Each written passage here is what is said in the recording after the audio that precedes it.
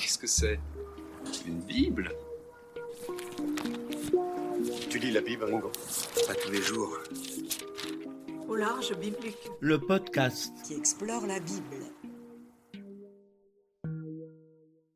Bienvenue à toutes et à tous sur Au large biblique, le podcast qui explore la Bible. Nous avons, avec Marc, évoqué bien des semences et leurs semeurs jusqu'à la vigne et ses vignerons précédemment. Mais qu'en est-il de leurs fruits? Je ne parle pas seulement du blé, du sénévé ou du raisin, mais de ce que produisent les paraboles et pas seulement celles de Marc. Comment ont-elles été accueillies? Avec cet épisode, nous allons regarder les réactions de l'auditoire de Jésus à ces paraboles, du moins selon les évangiles synoptiques. Un autre fruit de la parabole concerne également la manière dont ces mêmes évangélistes se sont appropriés cet héritage pour nous les faire entendre.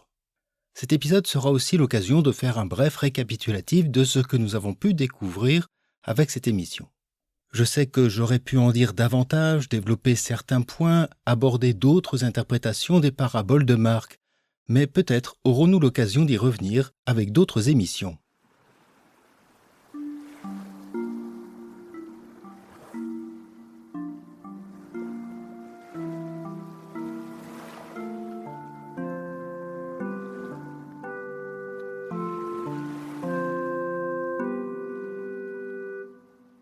De quelle manière ont été reçues les paraboles de Jésus par son auditoire?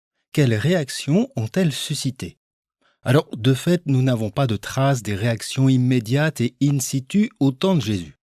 Nous ne possédons pas d'antenne parabolique qui nous connecte avec ce passé factuel. Les évangiles sont les seuls à nous en faire percevoir pour leur intrigue. Leur époque et leur contexte de rédaction nous amènent à être donc lucides sur leur faible pertinence factuelle et historique. Cependant, nous aborderons les différents types de réactions que les évangiles mettent en scène d'un point de vue littéraire. Le premier constat est celui d'un manque. Les évangiles ne rapportent guère de réaction de son auditoire après la narration par Jésus d'une ou plusieurs paraboles. Les seuls et rares comportements mis en avant sont celles des disciples ou de quelques contradicteurs, mais jamais de la foule, ou rarement lorsque les paraboles appartiennent à un discours plus développé. Les réactions de la foule concernent alors le discours et non la parabole en elle-même qui est intégrée. Ainsi, chez Matthieu, après le discours de Jésus sur la montagne, l'évangéliste rapporte « Les foules étaient frappées de son enseignement car il les enseignait en homme qui a autorité et non pas comme leurs scribes. » Cette stupéfaction heureuse concerne donc le style original et nouveau de ce prédicateur galiléen qui, chez Matthieu, devient l'exégète autorisé de la loi de Moïse. Les autres évangiles soulignent également cette particularité entendue chez Jésus.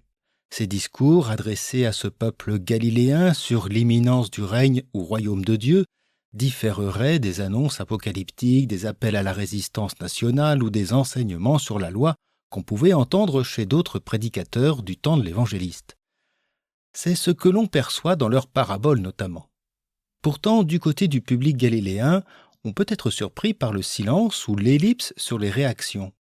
Surpris car les évangélistes n'hésitent pas à montrer une foule admirative ou perplexe, notamment quand il s'agit des miracles de Jésus qui ne laissent généralement pas indifférents dans les intrigues évangéliques. Pourquoi ce silence des foules au sujet de ces métaphores qui leur sont destinées? Celui-ci peut révéler soit de l'indifférence, soit de la perplexité. Il pourrait suggérer que la parabole jetée à un auditoire, celui de Jésus ou celui des évangélistes, est semée pour interpeller, pour donner matière à réflexion et mûrir doucement, laissant le terrain plus ou moins fertile ou retors accueillir librement cette parole. Ceux qui réagissent dans les évangiles sont les disciples. Mais les cas sont peu nombreux. Ils expriment à Jésus leur incompréhension, leur questionnement vis-à-vis d'une parabole, celle du semeur, à laquelle il faudrait ajouter la parabole de l'ivraie chez Matthieu.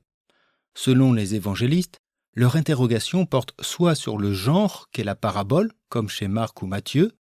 Ses disciples l'interrogèrent. « Pourquoi leur parles-tu en parabole ?» Soit sur la parabole elle-même du semeur chez Luc ou de l'ivraie chez Matthieu. Ses disciples lui dirent « Explique-nous la parabole de l'ivraie. » Si elles sont éclairées par Jésus à ses disciples, leur interprétation n'est pas unique, comme nous l'avons vu. En l'occurrence, les deux interprétations allégoriques de Jésus offre une orientation plus ecclésiale avec le semeur ou eschatologique pour celle de l'ivraie. Pour beaucoup d'exégètes, ces interprétations de Jésus seraient avant tout l'œuvre des évangélistes dans un but d'actualisation. Autrement dit, elles s'adressent particulièrement aux disciples d'hier à aujourd'hui. L'incompréhension des disciples permet d'exprimer un point de vue interprétatif qui rejoint l'auditoire de l'évangéliste. C'est ce que l'on peut deviner à travers la question de Pierre dans l'évangile de Luc, au chapitre 12, après que Jésus ait parlé de manière métaphorique de la venue du Fils de l'homme au temps dernier. Pierre lui dit alors, « Seigneur, est-ce pour nous que tu dis cette parabole, ou bien pour tout le monde ?» Ce à quoi Jésus répondra par la parabole de l'intendant fidèle. Les évangiles nous font aussi entendre des réponses hostiles à la suite des paraboles, ou plus précisément après la parabole des vignerons homicides. C'est la seule qui suscite, quels que soient les évangiles, des réactions négatives. Nous l'avons entendu dans la version de Marc, avec les responsables religieux de Jérusalem cherchant à le faire arrêter. Luc, quant à lui, nous offre une double réaction. D'abord, une réponse sèche à la conclusion de la parabole. « Alors, dit Jésus, le maître de la vigne viendra. Il fera périr ses vignerons et conféera la vigne à d'autres. » À ces mots, ils dirent « Non, jamais !» Et après la citation sur la pierre rejetée par les bâtisseurs, Luc reprendra la version de Marc. Les scribes et les grands prêtres cherchèrent à mettre la main sur lui à l'instant même, mais ils eurent peur du peuple, ils avaient bien compris que c'était pour eux qu'il avait dit cette parabole. Si les disciples ne comprennent pas, les opposants ont tout compris. De fait, dans les évangiles, l'incompréhension des disciples est récurrente. Cette ignorance attend la révélation ultime que seront la passion et la résurrection, clé interprétative ultime des paroles et des actes de Jésus. La parabole des vignerons homicides, comme nous l'avons vu, vient donc révéler les acteurs prochains du procès et de la crucifixion et dénoncer leur rejet de la mission du Père à travers le Fils et Christ.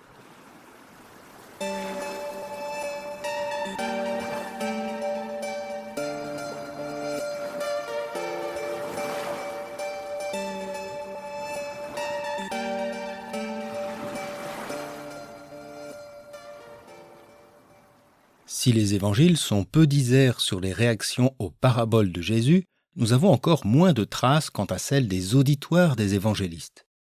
Ce que je voudrais souligner maintenant, c'est plutôt cet héritage des paraboles de Jésus qui montre un intérêt croissant dans l'histoire du christianisme primitif. Avec un public de moins en moins issu du judaïsme, ou de plus en plus marginalisé en son sein après la ruine de Jérusalem en 70, le genre littéraire de la parabole a non seulement perduré, mais semble aussi s'être développé. De fait, Marc, qui a rédigé son évangile autour de l'an 70, n'a retenu que 4 paraboles, au sens le plus strict.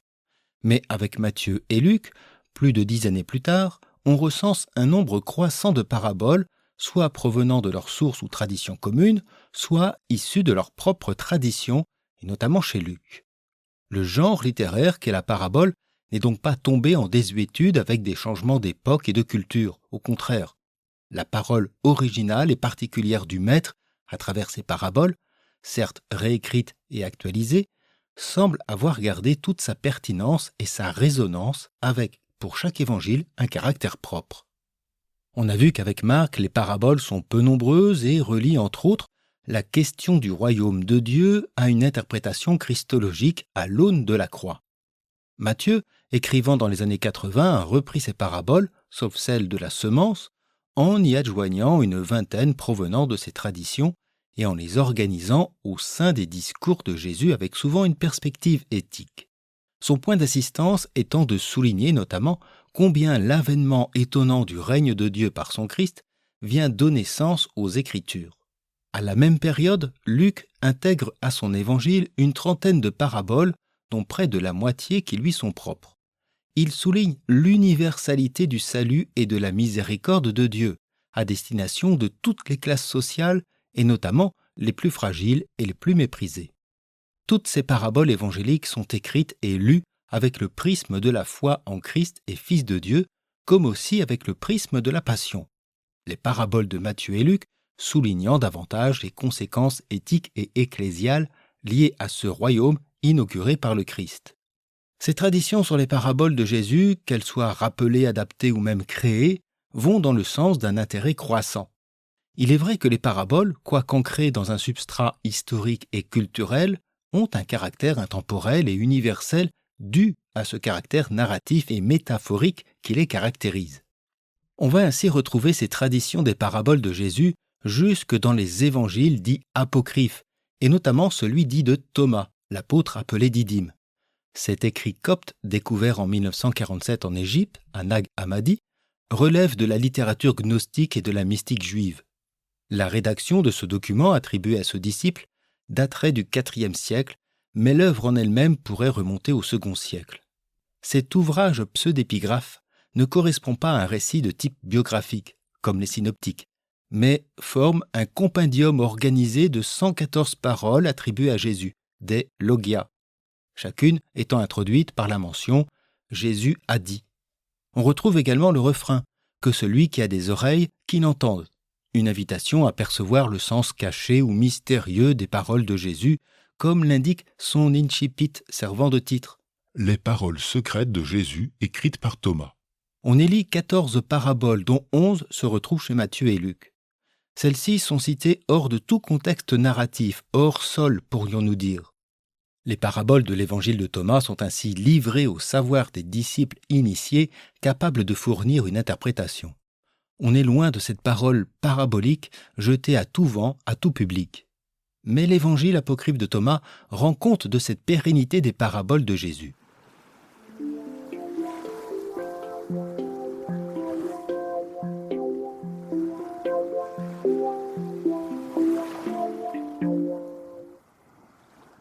Pour autant, une question demeure. Les évangiles canoniques ou les écrits apocryphes témoignent de l'importance des paraboles dans la prédication de Jésus. Mais cette particularité s'est-elle transmise aux disciples eux-mêmes? Ont-ils prêché en inventant leurs propres paraboles?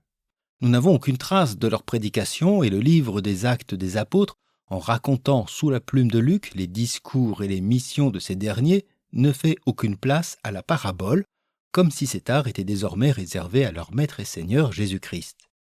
Alors certes, il y a les lettres de Paul. Ce dernier, je l'avais évoqué au premier épisode, use de métaphores. Sa première lettre aux Corinthiens pourrait évoquer au chapitre 3 la parabole de la semence quand il dit « Moi j'ai planté, Apollos a arrosé, mais c'est Dieu qui fait croître. » Dans cette même lettre au chapitre 15, pour évoquer la résurrection, Paul prend l'image de la graine qui doit mourir et reprendre vie sous la forme de plante. Mais dira-t-on comment les morts ressuscitent-ils? Avec quel corps reviennent-ils? Insensé. Toi, ce que tu sèmes ne prend vie qu'à condition de mourir. Et ce que tu sèmes n'est pas la plante qui doit naître, mais un grain nu de blé ou d'autre chose.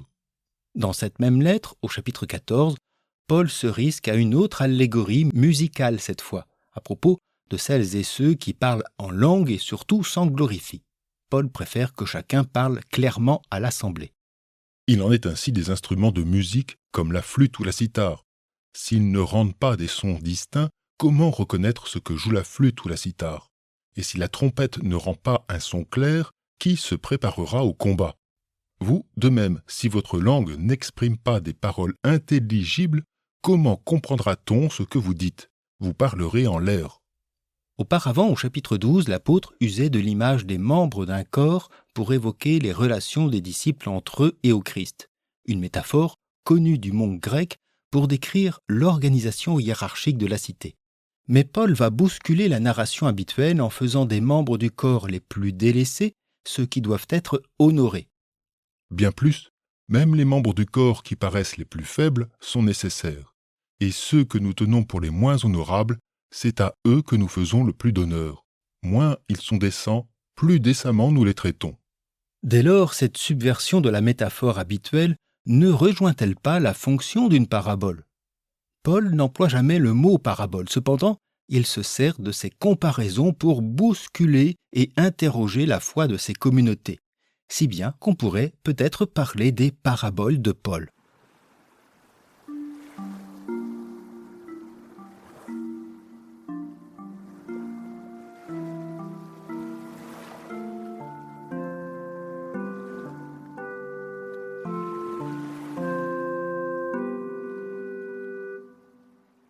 Au Au terme de cette série, on peut dire que nous avons surtout appris à entrer dans le monde des paraboles, du moins celles des évangiles synoptiques.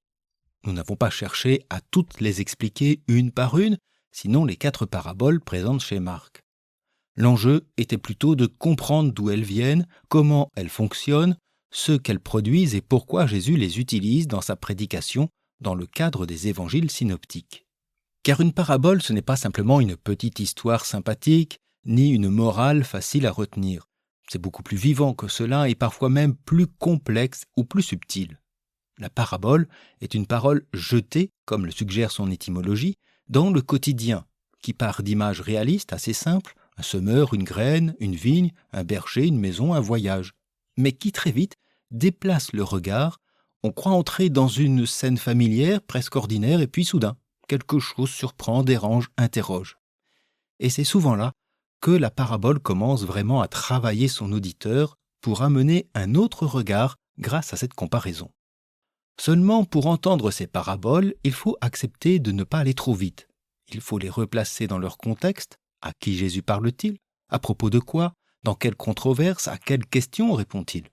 Une parabole, sortie de son cadre narratif, peut vite devenir une simple leçon de morale ou bien une image que l'on utiliserait de manière trop subjective. Or, les évangélistes ne les placent pas au hasard. Le contexte, l'intrigue, les personnages, les détails étranges, tout cela compte. C'est souvent dans un geste inattendu, dans une parole excessive, dans un retournement de situation, que se trouve la pointe de la parabole. Celle-ci nous a orientés vers la question du royaume de Dieu, par exemple. La parabole invite à ne pas situer ce dernier dans un au-delà, ni dans un futur plus ou moins lointain. Elle parle de réalités très concrètes, très humaines, parfois même très ordinaires. Et pourtant, à travers ces réalités, les paraboles ouvrent à autre chose, invitant l'auditoire à prendre une autre posture, un autre regard. Elles reprennent aussi parfois des images déjà présentes dans l'Ancien Testament, la vigne, le berger, les noces, la moisson, en les réorientant vers la figure du Christ Jésus. Ainsi, elles ne rompent pas avec l'histoire du salut. Elles lui donnent sens, l'interprètent à la lumière du Christ et sa passion. Nous avons enfin observé que les paraboles ne sont pas toujours isolées. Elles sont parfois regroupées, mises en séquence, comme des bouquets. Et ces collections ne sont pas neutres. Matthieu, Luc et Marc organisent les paraboles selon leur propre perspective.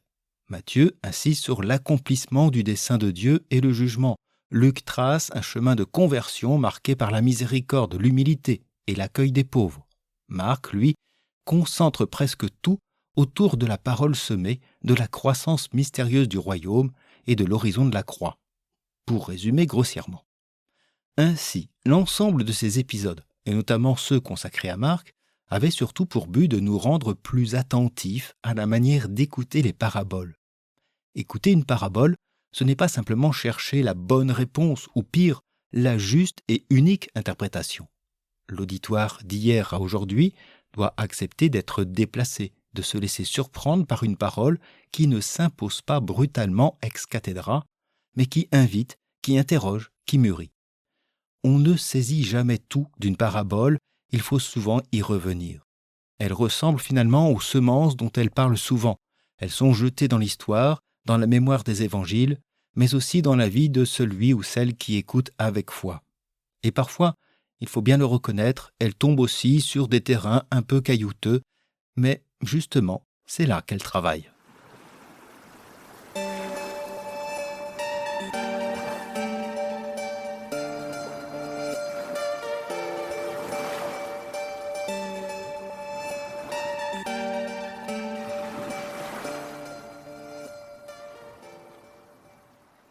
Avec l'importance du contexte des paraboles, j'avais évoqué 4 éléments importants dans la compréhension de celle-ci.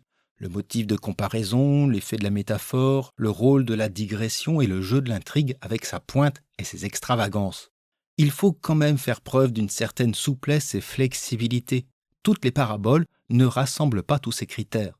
Parfois, certains sont absents d'une parabole. Chaque évangéliste possède aussi sa propre manière de concevoir une parabole. Et d'autre part, ces critères ne doivent pas empêcher plusieurs niveaux de lecture, mais au contraire les susciter, à condition que ceux-ci s'appuient toujours sur des critères littéraires ou narratifs. Souvent, la parabole ouvre à de multiples perspectives. Je n'ai pas évoqué l'évangile de Jean, qui pourtant use d'images métaphoriques, mais il est vrai avec un style particulier. Ces allégories s'inscrivent dans un cadre discursif, elles n'ont pas toujours un caractère de digression, ni même d'intrigue, avec des rebondissements et une pointe, comme les évangiles synoptiques. Pourtant, l'usage de la métaphore dans l'évangile de Jean est assez récurrent. La vigne et les sarments, le bon berger et même le grain de blé semé en terre, et bien d'autres sans doute. Et cela serait intéressant de voir comment fonctionnent ces métaphores ou paraboles johanniques, mais c'est une autre histoire. À ce propos, c'est avec cet épisode que se termine notre série sur les paraboles de Jésus, du moins pour cette étude générale et ses appuis sur l'évangile de Marc. J'espère que ces 10 épisodes ont su porter du fruit à leur écoute. Vous vous en doutez, cette émission pourrait bien donner naissance à d'autres se focalisant sur les paraboles de l'évangile de Matthieu puis de Luc, ou inversement ou autrement. Cela dépend de vous et de votre intérêt pour les paraboles évangéliques. Faut-il encore semer des épisodes ou sont-ils déjà tombés dans les ronces? Faites-moi savoir si une suite vous intéresse. En attendant, je vous invite à vous faire les semeurs de cette émission autour de vous, y compris sur des terrains improbables.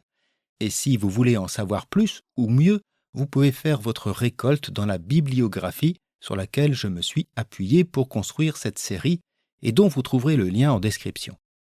Je tiens à remercier celles et ceux qui ont soutenu Au Large Biblique durant cette diffusion. Nathalie, Guillaume, Anne, Vincent, Marie-Pierre, Héloïse, Michel, Cathy, et aussi Jean, Lucille, Yves, Noël, Philippe, Marie-Hélène. De fait, Au Large Biblique est un podcast indépendant porté par votre écoute et votre soutien. Vous pouvez aider son activité en faisant un don, même modeste. Vous trouverez en note le lien vers les plateformes Tipeee et Ko-fi. Je vous souhaite une bonne journée, une agréable soirée et je vous dis à bientôt sur Au Large Biblique pour de nouvelles explorations.